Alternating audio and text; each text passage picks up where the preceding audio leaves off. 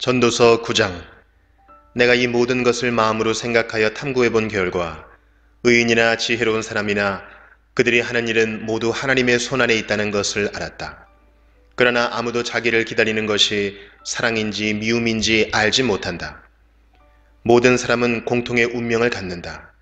의인이나 악인이나 선인이나 강도나 깨끗한 자나 더러운 자나 예배를 드리는 자나 드리지 않는 자나 모두 마찬가지이다. 선인에게 임하는 일이나 죄인에게 임하는 일이나 맹세하는 자나 두려워 맹세하지 못하는 자나 일반이다. 모든 사람이 다 같은 운명에 떨어진다는 것은 악한 일이다. 이로 인해 사람의 마음은 악으로 가득하고 사는 동안 미친 짓을 생각하다 결국은 죽고 만다. 그러나 살아있는 개가 죽은 사자보다 낫다라는 말처럼 살아있는 사람에게는 소망이 있다. 왜냐하면 산 사람은 자신들이 죽을 것을 알지만 죽은 사람은 아무것도 모르며 아무런 보상도 없고 그들에 대한 기억도 잊혀지고 말기 때문이다. 죽은 사람은 사랑과 미움, 시기하는 일을 오래전에 그치고 해 아래서 일어나는 어떤 일에도 다시는 참여할 수 없다. 그러니 너는 가서 즐겁게 먹고 기쁜 마음으로 내 포도주를 마셔라. 왜냐하면 이미 하나님께서 네가 하는 일을 인정하셨기 때문이다. 언제나 흰옷을 말끔하게 차려입고 머리에는 기름을 발라라. 하나님께서 주신 이 허무한 생애 동안 내가 사랑하는 내 아내와 생을 즐겨라. 이것이 내 삶의 몫이요 내 수고의 보상이다. 내 손이 발견하는 것이 무엇이든 힘을 다해 일하라. 왜냐하면 내가 장차 들어갈 무덤에서는 일하는 것도 계획하는 것도 지식도 지혜도 없기 때문이다. 내가 세상을 살펴보니 발이 빠른 자라고 해서 경주에서 이기는 것이 아니며 강한 자라고 해서 전쟁에서 이기는 것도 아니다. 지혜자라고 해서 음식이 생기는 것도 아니고 슬기롭다고 해서 재물이 더해지는 것도 아니며 재주가 있다고 해서 은총을 얻는 것도 아니다. 이는 모든 이에게 때와 기회가 동일하게 찾아오기 때문이다. 아무도 자기 때를 알지 못한다. 물고기가 무자비한 그물에 걸리고 새가 덫에 걸리듯 사람 역시 자기에게 닥치는 예기치 못한 불운의 덫에 걸릴 때가 있다. 또 내가 세상을 살펴보다가 인상 깊게 받은 지혜가 있는데 이는 다음과 같다. 어떤 작은 성에 적은 수의 사람들이 살고 있었다. 그런데 한 번은 어떤 강한 왕이 공격하여 그 도성을 포위하고 거대한 공격용 탑을 설치하였다. 그때의 그 도성에는 가난하지만 지혜로운 사람이 살고 있었는데 바로 그 사람이 그의 지혜로 그 도성을 구원하였다. 그런데도 이 가난한 사람을 기억해주는 사람은 없었다.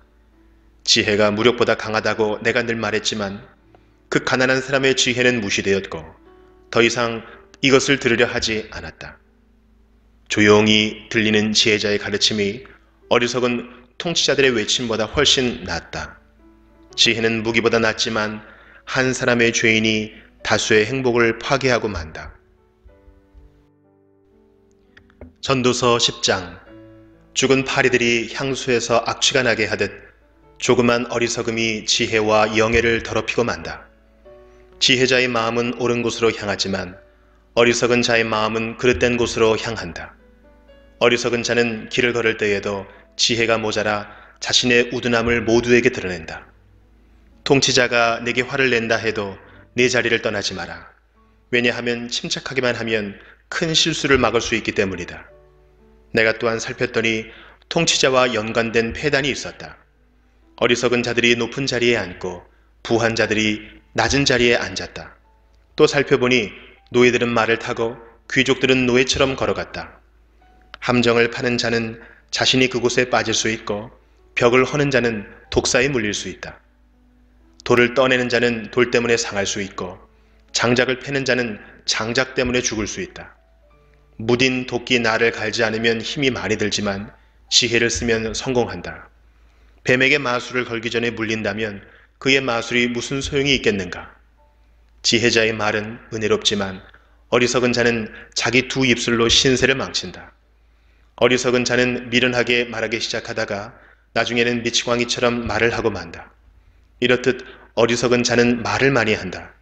1분 앞도 알지 못하는 사람들이 죽은 다음에 일어날 일을 어떻게 말할 수 있겠는가? 어리석은 자는 자기 일에 지쳐서 자기 동네 가는 길도 찾지 못해 허둥댄다. 왕이 노예 출신이고 대신들이 아침부터 잔치에 빠져있는 나라여 화가 있을 것이다. 반면 왕이 귀한 집안 출신이고 대신들이 즐기기 위함이 아니라 건강을 위해 먹는 나라여 복되도다. 게으르면 석가래가 내려앉고 태만이 손을 놀리면 집이 샌다. 잔치는 즐거움을 위한 것이고 포도주는 인생을 즐겁게 해주는 것이며 돈은 모든 것을 해결해 준다. 마음으로도 왕을 저주하지 말고 잠자리에서라도 부자를 저주하지 마라. 왜냐하면 공중의 새가 네 말을 전하고 날짐승이 내 말을 전파할 것이기 때문이다. 전도서 11장. 씨앗을 물 위에 던져라. 수일 후에 그것을 거두게 될 것이기 때문이다. 재산을 7군데 아니 8군데에 투자하여라. 이 세상에 어떤 불운이 닥칠지 모르지 않는가? 구름에 물이 가득 차면 조만간 땅 위로 쏟아진다. 나무가 남쪽으로든 북쪽으로든 쓰러지면 그것이 쓰러진 자리에 그냥 놓일 것이다. 바람만 살피는 자는 씨 뿌리지 못하고 구름만 살피는 자는 추수하지 못한다. 내가 바람이 다니는 길을 알지 못하고 태아의 뼈가 어머니 뱃속에서 어떻게 형성되는지 알지 못하는 것처럼 모든 것을 행하시는 하나님의 일을 어찌 알 수 있겠는가? 아침에 씨를 뿌리고 저녁에 내 손을 태만히 놀리지 마라. 이것이 잘 될지 저것이 잘 될지 혹은 둘 다 잘 될지 누가 알겠는가? 환한 세상이 좋으니 태양을 바라보는 눈이 얼마나 행복한가? 사람이 오래 살 때 매일의 삶을 즐겨라. 그렇지만 어두운 날들도 기억하여라. 이는 그런 날들도 많을 것이기 때문이다. 장래일은 허무하다. 청년이여, 내 젊은 시절을 즐거워하여라. 내 젊은 날의 마음을 기쁘게 하여라. 내 마음이 원하는 것과 내 눈이 보는 것을 따라 즐겨라. 그렇지만 이 모든 일들에 하나님의 심판이 있다는 것도 기억하여라. 그러므로 내 마음에서 불안을 없애고 나쁜 일을 없애라. 너의 젊은 때는 빨리 지나가 버린다.